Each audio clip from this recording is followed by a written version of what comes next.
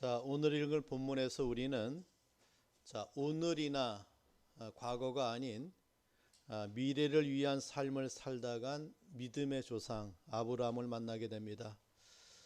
자, 아브라함은 자신과 한평생을 함께한 사랑하는 아내 사라의 죽음을 맞이하였습니다. 아브라함은 사라의 죽음 앞에서 슬퍼하며 애통했다라고 이전에 말씀해 줍니다. 사라는 127세를 살다가 이 세상을 떠났다고 했습니다. 이것이 곧 사라가 누린 횟수요 향년이라고 했습니다. 사라는 성경에 나타난 수많은 여성을 대표하는 아름다운 믿음의 어머니였습니다. 사라는 남편 아브라함과 함께 갈대아 우르의 문화를 등지고 남편과 함께 긴 모험의 길에 동참해서 갈대아 우르에서 가나안에 들어와 산 여인입니다. 그 남편 아브라함의 반려자로서 가나안의 불안정한 나그네 생활을 감수했던 여인입니다. 유목민의 아내로 장막에 거하면서 아브라함과 함께 기쁨과 슬픔의 인생 여정을 함께한 자였습니다. 사라는 자식이 없는 슬픔 때문에 질투하는 인생을 살았는가 하면은 죽은 자와 방불하여 자식을 낳을 수 없는 그가 믿음으로 적자 이삭을 잉태하는 힘으로도 하나님의 약속을 응답으로 받기도 한 그런 여인이었습니다. 자, 그러던 아브라함의 아내 사라가 세상을 떠났습니다. 아브라함은 한평생의 생애를 동거동락했던 숨진 사라의 곁에서 사라를 위하여 슬퍼하며 애통했습니다. 자, 그리고 그 시체 앞에서 그가 일어나 그는 자신이 머물고 있던 헷 족속 중 막벨라 굴의 소유자 에브론에게 은 400세겔의 값을 지불하고 그 밭을 샀습니다. 그 후에 아브라함은 헷 족속 앞에서 공증을 받아 그 밭과 수목과 굴을 아브라함의 소유로 정했다라고 18절에 말씀해 줍니다. 그리고 아브라함이 자신의 소유로 사낸 그곳에 사랑하는 그의 아내 사라를 장사 지냈습니다.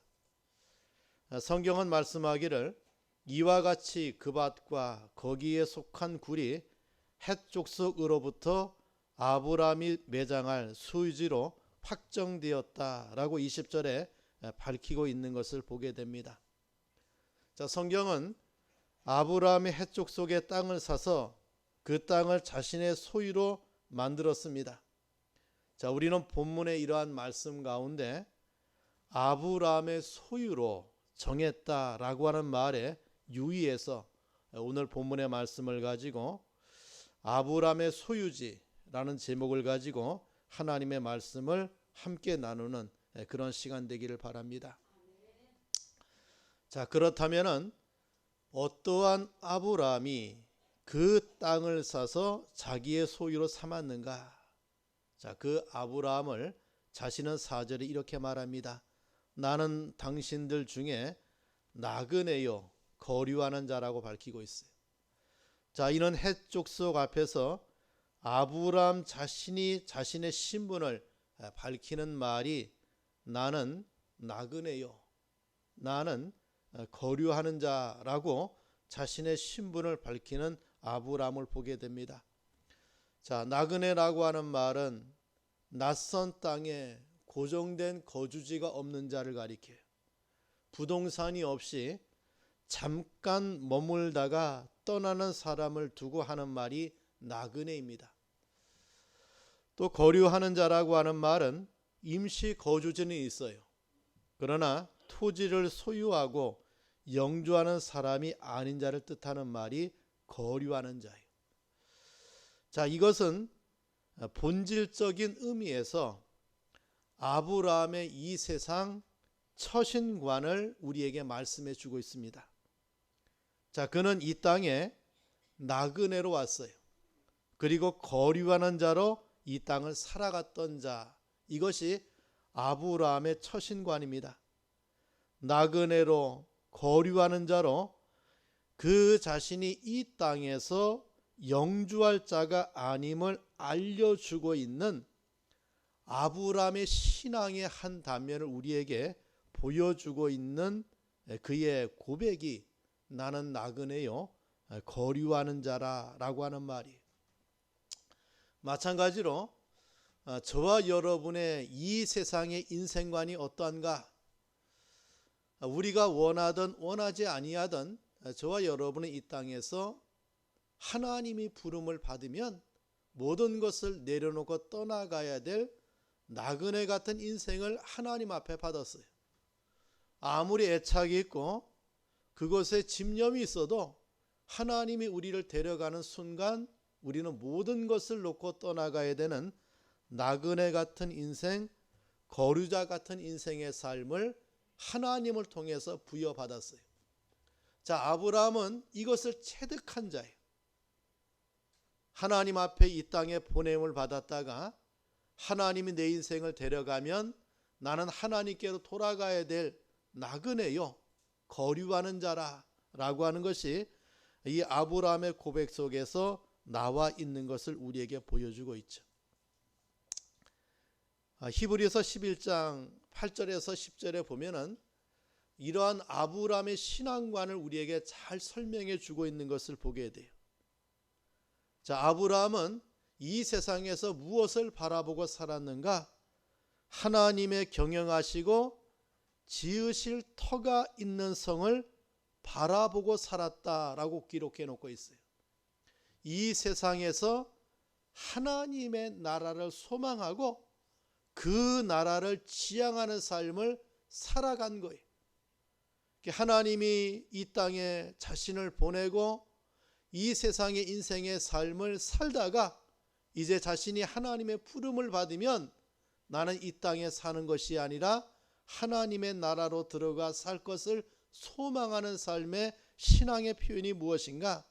바로 나그네 거류하는 자라라고 하는 아브라함의 고백을 우리에게 들어주고 있습니다. 아브라함은 이 세상에 살지만 자신이 돌아갈 영원한 본향을 찾아가는 나그네의 생을 살았던 자입니다.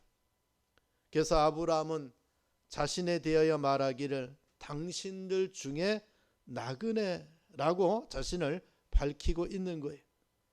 잠시 이 세상에 머무는 거류하는 자라고 한 것입니다.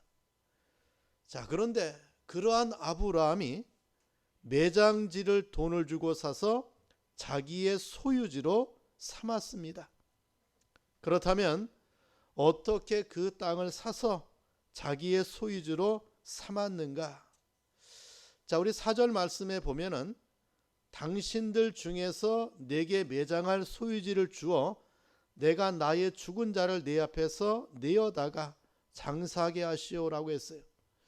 자, 이 말을 들은 해족 속 사람들은 하나님이 세우신 지도자인 아브라함에게 자, 우리가 가격을 받지 않겠다. 그래서 사라가 묻힐 묘시를 그냥 주겠다고 호의를 베풀었어요.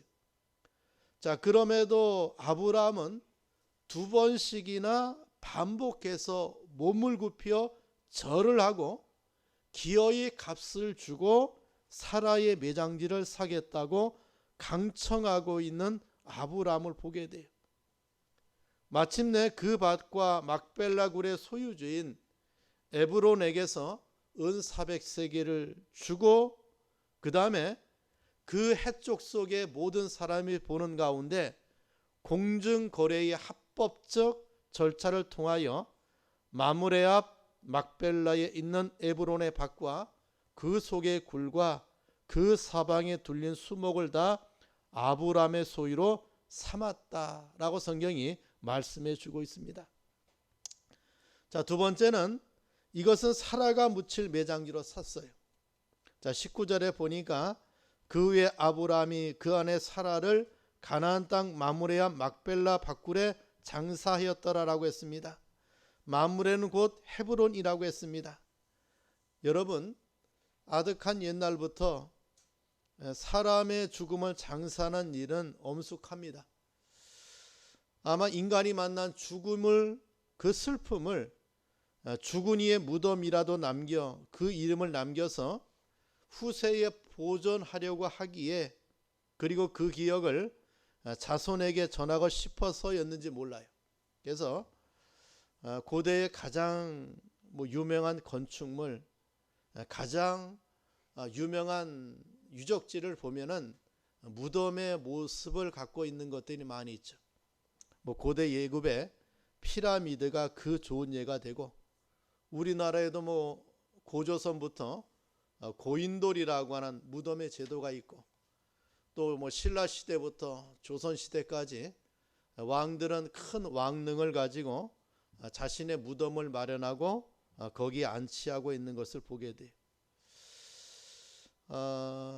아브라함은 그의 사랑하는 아내 사라를 위하여 기념할 만한 것을 세우지 못했지만은 그의 시체라도 자기의 소유지에 묻고 싶었던 것이라고 봐요. 그래서 아브라함은 해족속 사람들의 그 밭과 막벨라 굴을 은 400세겔의 가격을 지불하고 사내어서 자신의 소유로 삼고 그곳에 다름 아닌 자기의 사랑하는 아내 사라의 시체를 묻는 매장지로 삼았습니다. 자, 그렇다면은 아브라함이 그 매장지를 산 의미가 무엇이며 이것이 저와 여러분에게 주는 교훈이 무엇인가? 자, 이것이 중대합니다. 자, 직접적인 의미는 무엇입니까? 죽은 아내 사라의 시신을 장사하기 위해서 그 밭을 샀어요. 자, 그러나 여기에 놀라운 아브라함의 신앙의 고백이 담겨 있습니다. 다시 말하면 약속을 믿는 아브라함의 신앙의 행위를 보여주고 있는 대목이 오늘 본문의 말씀이에요. 자, 하나님이 아브라함을 갈대아 우르에서 불러내실 때에 그가 75세였죠. 그리고 하나님은 그런 아브라함에게 자식을 주겠다라고 후손을 약속을 해줘요. 아브라함은 무자했고 그가 늙어갈수록 하나님에 대한 약속에 대한 아브라함의 불신이 있었어요. 그때마다 하나님은 아브라함을 찾아오셔서 그에게 후손에 대한 약속을 다시 한번 새겨주는 하나님을 보게 돼요. 자, 그런 어느 날 하나님께서 아브라함에게 미래의 사건을 말씀해 줍니다. 자, 그것이 뭐냐면은 내 자손이 이방의 객이 될 것이다. 그리고 400년 동안 그들을 섬기다가 자, 그 후에야 큰 재물을 이끌고 가나안으로 다시 돌아오게 될 것을 하나님이 말씀해 줘요. 그리고 이 말씀은 하나님의 말씀하신 대로 역사적으로 그대로 성취됐습니다. 자, 아브라함의 손자인 야곱이 자기의 식솔들 70명을 이끌고 가나안 땅을 떠나서 애굽에 가서 살았습니다. 그리고 400년이 된 후에 출애굽하는 은혜를 저들이 받아요. 자, 하나님이 말씀하신 대로 이루어진 역사상에 성취된 사건이었습니다.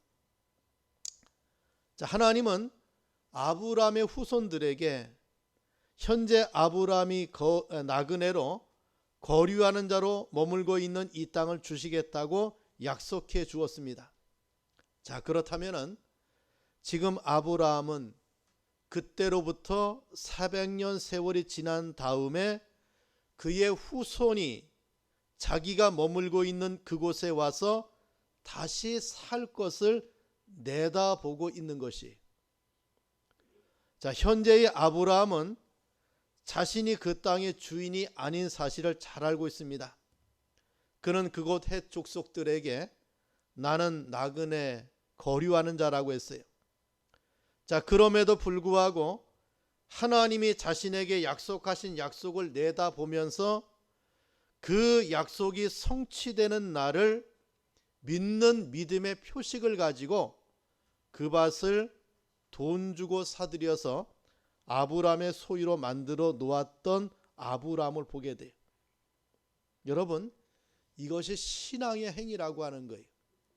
하나님이 400년 뒤에 내 후손이 다시 이곳에 들어와 살 것을 내다보고 그 땅을 사서 자기의 소유주로 삼는 아브라함의 신앙을 우리에게 보여줍니다. 약속을 확신하는 신앙의 고백이고 신앙의 행위라고 하는 거예요. 자, 이러한 비슷한 예가 구약에 또 있지요.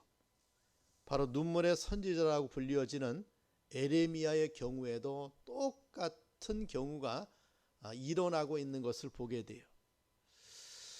에레미야는 잘 알듯이 왕들에게 미움을 받았던 선지자입니다.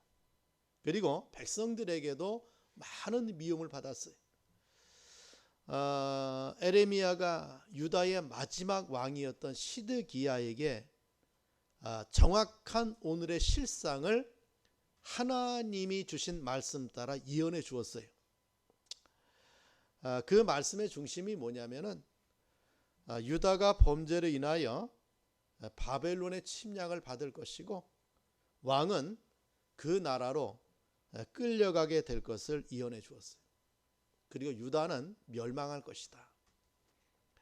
자, 이때 시드기야 왕이 분노했어요.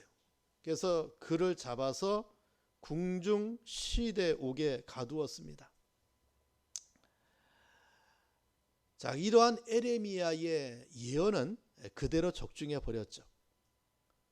이러한 예언이 있고 나서 1년 뒤에 결국은 바벨론의 느부갓네살의 침공을 받아서 시드기야 왕과 그의 아들들과 귀인들은 포로가 되어 이방 나라 바벨론으로 끌려가게 돼요. 그때 얼마나 비참하고 처참한 일이 벌어졌습니까? 시드기야 눈앞에서 그의 자손들을 다 죽여버렸어요. 그래서 왕의 목전에서 그의 왕자들과 귀인들은 죽임을 당해요. 그리고 시드기야는 두 눈이 뽑혀요. 그리고 쇠사슬에 묶여서 바벨론으로 끌려가게 됩니다. 예루살렘 성전은 회파되었습니다. 왕궁은 불살라졌지요. 백성의 집들은 불바다가 되었고 남유다는 초토화가 됐어요. 자, 이러한 비극이 임하기 1년 전에 있었던 사건이 남유다가 멸망하기 1년 전입니다. 자, 에레미야의 고향 아나돗에 그의 숙부의 아들이 살았어요. 하나멜이라고 하는 사람입니다. 자, 그러한 하나멜이 감옥에 갇혀 있던 에레미야를 찾아왔어요. 그리고 말하기를 아나돗에 있는 자기의 밭을 사라고 했습니다. 참 이상한 부탁이에요. 에레미야는 현재 죄수의 몸입니다. 그는 부름받은 선지자로 가족도 없는 혼자만의 몸입니다. 더욱이 선지자 생활을 했으니 돈도 없을 뿐만 아니라 또한 토지를 사서 농작을 할 인물을 띈 사람도 아니에요. 그리고 더 이상한 것은 에레미야의 예언대로 한다면은 이제 1년 후에는 바벨론에 의하여 유대 나라는 멸망을 당하고 말아요. 모든 토지는 빼앗겨 버릴 것입니다. 자, 그런데 옥에 갇혀 있는 에레미야에게 아나돗에 있는 밭을 사라고 숙부의 아들 하나멜이 와서 이렇게 부탁하고 있는 것을 보게 돼요. 그리고 하나님이 사라고 했어요. 사라. 에레미야는 감옥에서 자기 숙부의 아들 하나멜의 밭을 샀습니다. 은 17세겔을 달아주고 그 밭을 샀어요. 그리고 매매 증서를 2통을 썼습니다. 한 통은 그것을 봉했어요. 에레미야 자신이 갖고 있고 나머지 한 통은 봉하지 않고 그 공적 서기였던 바룩에게 맡겨서 모든 사람이 언제나 그 매매 증서를 보도록 했어요. 자, 에레미야가 왜 이 밭을 샀는가? 왜 하나님이 사라고 했는가? 자, 그 이유가 몰라서 하나님 앞에 물었어요. 하나님 왜 이 밭을 사라고 했습니까? 참 바보스러운 행동이죠. 어리석고 무지한 행동이에요. 그런데 하나님께서 그 밭을 사라고 했기 때문에 그 밭을 샀어요. 그리고 그 이유를 하나님 앞에 물었습니다. 하나님, 이 땅은 바벨론의 손에 이미 붙임 바 되어버린 것인데 왜 그 땅을 은으로 사며 증인을 세우라고 했습니까? 이것이 에레미야의 질문이었어요. 이제 얼마 후면은, 정확히 말하면 1년 후에는 이 땅이 바벨론의 침략에 의하여 멸망을 당할 것인데, 이 땅은 바벨론 나라의 빼앗길 터인데 왜 그 땅을 사라고 하나님께서 나에게 말씀했습니까? 라고 하는 의문이었습니다. 이때 하나님께서는 에레미야에게 그 이유를 대답해 주었어요. 지금은 바벨론의 손에 붙인 그러한 땅이 되지만은, 그러나 내가 너희를 권고해서 다시 바벨론에서 그 포로에서 되돌아오게 하겠다라고 하는 약속의 증표로 이 땅을 사라고 한 것이, 다시 말해 이 땅이 영원히 바벨론 거민의 것이 아니라는 것이에요. 하나님이 너희에게 언약한 땅, 기업의 땅이다 라고 하는 것을 확인해 주기 위해서 하나님은 에레미야에게 그 땅을 사라고 말씀하고 있는 것을 보게 되죠. 바로 에레미야와 그 백성에게 장래 소망을 알려주기 위함이에요. 너희가 1년 뒤에 바벨론의 멸망을 당하고 포로로 끌려가고 그 땅이 다 빼앗기지만 하나님이 회복을 시켜주겠다. 그 약속, 그 언약을 하나님이 확인해 주기 위하여 그 땅을 사라고 말씀해 주고 있는 것을 보게 되죠. 이스라엘에게는 내일이 있다는 것을 알려주기 위함이에요. 포로에서 돌아오게 하는 소망의 비전을 계시하는 하나님을 보게 돼요. 그렇다면 에레미야는 오늘의 갓없는 밭, 소망 없는 밭, 바벨론 사람들의 말구발에 밟힐 땅, 어두운 땅을 산 것이 아니라 미래의 땅을 저는 샀다라고 봅니다. 말하자면 내일의 밭을 산 사람이 에레미야였다라고 볼 수가 있죠.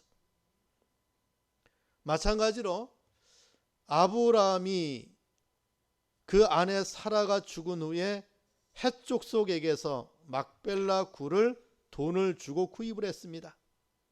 자, 이것은 아브라함이 400년의 세월이 지난 다음에 그의 후손들이 자기가 머물던 그곳에 와서 살 것을 내다보는 믿음의 준비였어요. 은 400세겔을 주고 아브라함이 비전을 가지고 밭을 사는 것은 자신을 위한 것이 아니에요. 미래를 준비하는 믿음의 아버지로서의 아브라함을 우리에게 보여줍니다. 뿐만 아니라 후손들에게도 약속의 땅이 있다. 우리 조상 아브라함이 저 가나안 땅에 사놓은 땅이 있다라고 하는 그 약속의 땅을 바라보게 하고자 하는 아브라함의 마음이 여기에 있다라고 하는 거예요. 여러분, 아브라함은 다음을 위하여, 후손을 위하여 그 땅을 사놓는 그러한 믿음의 행적을 우리에게 보여주고 있는 것을 보게 됩니다. 400년이라고 하는 기나긴 세월이 남아있지만 내 후손이 이 땅에 돌아올 것을 내다보고 그 하나님의 약속을 바라보고 그 땅을 사서 후손들을 위해서 남겨놓고 있는 아브라함을 보게 돼요. 그는 오늘을 위해 사는 자가 아니었고 내일을 위해 사는 자였고 내일을 위해서 그것을 남겨둘 수 있는 믿음의 족적을 우리에게 보여주고 있는 것이 아브라함이었습니다. 여러분, 이 땅에 놀랍게도 이것이 그대로 계승되고 진행되고 있는 것을 보게 돼요. 나중에 아브라함 자신이 여기에 묻힙니다. 그리고 그 아들 이삭이 여기에 묻혀요. 자, 이삭의 아내 리브가와 야곱의 아내 레아도 여기에 묻힙니다. 그리고 가나안 땅에서 애굽 땅으로 내려갔던 야곱이 147세의 일기로 애굽 땅에서 임종을 맞이할 때 그런 요셉을 붙들고 유언을 남겨요. 그 유언이 무엇입니까? 내 할아버지 아브라함이 가나안 땅에 사놓은 그곳에 나를 장사해달라. 이 애굽 땅에 나를 묵게 하지 말고 할아버지 아브라함이 남겨놓은 그 땅에다가 나를 장사해달라. 그래서 이 아브라함의 손자인 야곱은 저 이역만리 애굽 땅에서 죽음을 맞이했을 때 그 애굽 땅에 그 시신이 묻히지 아니하고 그 시신을 운구해서 이곳에 오게 됩니다. 40일의 기간을 통해서 운구를 해요. 운구를 해서 그 시신을 애굽에서 가나안 막벨라 굴까지 옮겨와서 안장하고 있는 것을 보게 돼요. 정말 미래를 준비하는 그 무서운 집념, 그리고 그 무서운 그 결과를 우리에게 보여줍니다. 더 놀랍게도 많은 세월이 지난 다음에 애굽의 총리 요셉도 아버지의 명을 쫓아 그 자손들에게 유언을 남겨요. 그 유언이 뭐냐면은 언젠가 하나님의 권고를 받아서 애굽을 우리가 떠날 터인데 자신의 해골을 내어다가 조상의 땅에 장사라고 유언하고 있는 요셉을 보게 돼요. 그래서 요셉이 그 애굽 땅에서 죽지요. 놀랍게도 430년의 세월이 지난 다음에 애굽에 있던 이스라엘 백성들이 해방을 맞아 이제 가나안으로 가는 길이 열려요. 그때 그 요셉의 후손들 430년 뒤에 이스라엘 백성들이 자, 누구의 해골을 메고 애굽에서 나왔는가? 요셉의 해골을 메고 저들이 애굽에서 나와서 가나안 땅으로 가서 그 요셉의 유골을 매장하고 있는 것을 우리에게 보여줘요. 정말 멋지고 거룩한 역사의 계승을 우리에게 보여줍니다. 아브라함이 단순하게 돈을 주고 사서 매장지로 삼은 것이 아니고 이것이 선민 후손들의 영원한 안식처로 하나님의 언약의 땅으로, 약속의 땅으로 그 미래를 준비한 아브라함과 그리고 그것을 계승해서 그 땅을 중심해서 그 약속의 성취를 이어가고 있는 후손들의 거룩한 신앙의 계승을 우리에게 보여주는 그러한 장면들을 보게 돼요. 여러분, 여기에서 우리는 주님의 은혜를 생각해 봐야 돼요. 예수께서도 자, 그의 피로 값주고 우리에게 미래를 사놓았습니다. 아브라함이 해쪽 속의 땅을 살 때 지불한 돈은 은이었어요. 은 세겔, 400세겔이었죠. 에레미야도 은 세겔이었습니다. 자, 구약에 나타난 은은 이 세겔, 은 세겔은 속죄를 위한 값을 상징하고 있어요. 그러니까 이 은 세겔은 속죄를 위한 값을 상징하는데 이 은은 속가를 나타내는 상징이에요. 자, 예수 그리스도께서 그의 피로 값주고 우리에게 밭을 사놓고 갔어요. 그래서 교회는 주님의 몸된 교회입니다.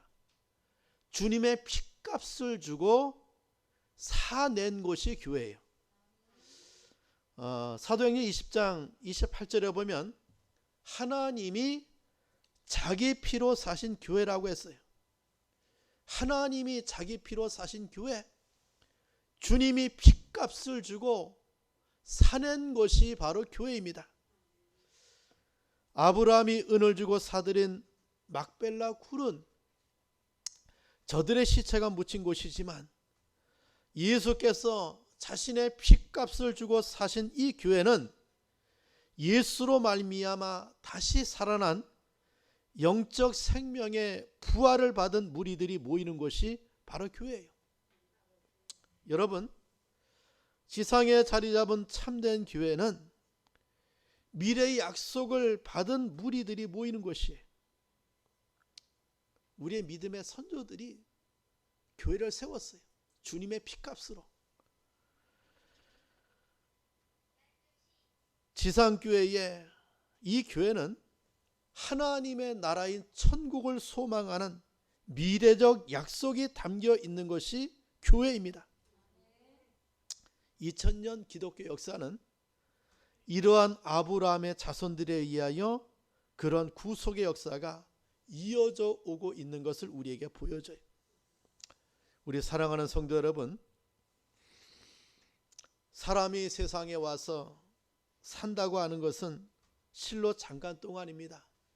시편은 말하기를 밤의 한 경점과 같다라고 했어요. 자, 그러면서 우리 인생이 이 땅에 와서 받은 짧은 인생 여로가 사라져 버리거나 없어져 버리는 것이 결코 아니에요. 사람은 무엇으로 심든지 심은 그대로 거두는 영생의 피조물이기 때문에 그렇습니다. 자, 그렇기 때문에 이 세상에서 그 삶이 값지고 귀중한 것이, 아브라함은 미래를 준비해 놓고 갔던 사람이에요. 4000년 전에 미래를 준비해 놓았죠. 바로 그것이 선민 이스라엘에게는 소망의 고향이 되고 말았습니다. 그는 나그네로 살면서, 거류하는 자로 살면서 미래를 믿음으로 사놓고 갔습니다. 그것은 자신에게 그 땅을 약속하신 하나님을 믿는 신앙 고백의 표시였어요. 그런 의미에서 우리도 현재가 아니라, 과거가 아니라 미래를 준비하는 사람이 되어야 돼요. 우리는 새 시대, 그리고 우리의 후손을 위하여 미래를 준비해야 돼요. 자, 우리는 오늘에 안주하지 말고 내일을 바라보아야 되고, 내 후손을 위해서 미래를 준비하는 사람의 삶을 살아가는 것, 이것이 아브라함이 저와 여러분에게 주는 교훈이라고 볼 수가 있습니다.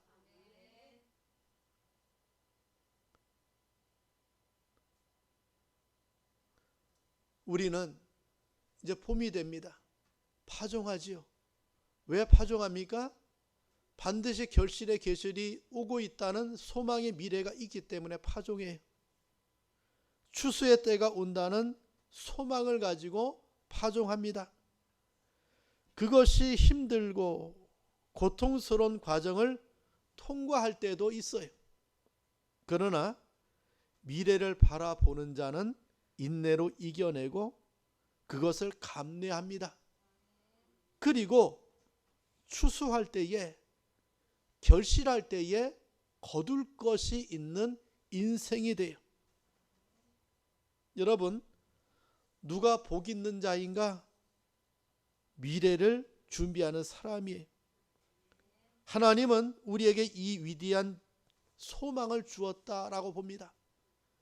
여러분, 오늘 우리가 한 알의 밀을 심으면 저와 여러분이 한 알의 밀알이 되어서 교회를 위해서 하나님 앞에 드리면 그것이 썩은 곳에서, 그것이 묻힌 곳에서 하나님은 저와 여러분의 희생과 헌신을 통하여 미래에는 30배를, 그리고 60배를, 아니 100배의 축복을, 그 결과를, 결실을 우리에게 약속해 주고 있다라고 하는 거예요. 그렇다면 하나님 앞에 우리가 가야 될 자리, 우리가 해야 될 일, 우리가 미래를 위해서 준비되어야 될 것이 무엇인가가 너무나 자명해진다라고 볼 수가 있죠. 저와 여러분에게 신년을 맞이하고 또 이 한 해를 시작하면서 하나님, 우리가 오늘을 보지 말고 내일을 보는 자, 정말 결실의 때를 바라보고 심는 자, 내 자신을 하나님 앞에 드리는 자, 하나님의 손에 붙들려 쓰임받는 길을 걸어갈 때 하나님 우리에게는 그런 결실의 내일, 그리고 그 추수의 내일, 그리고 그러한 영광의 내일을 약속해 주고 있다라고 볼 수가 있어요. 자, 그런 은혜가 있길 바라고 또 그러한 결단이 있길 바랍니다. 자, 기도하겠습니다. 자, 우리가 오늘 받은 말씀을 붙들고 기도합니다.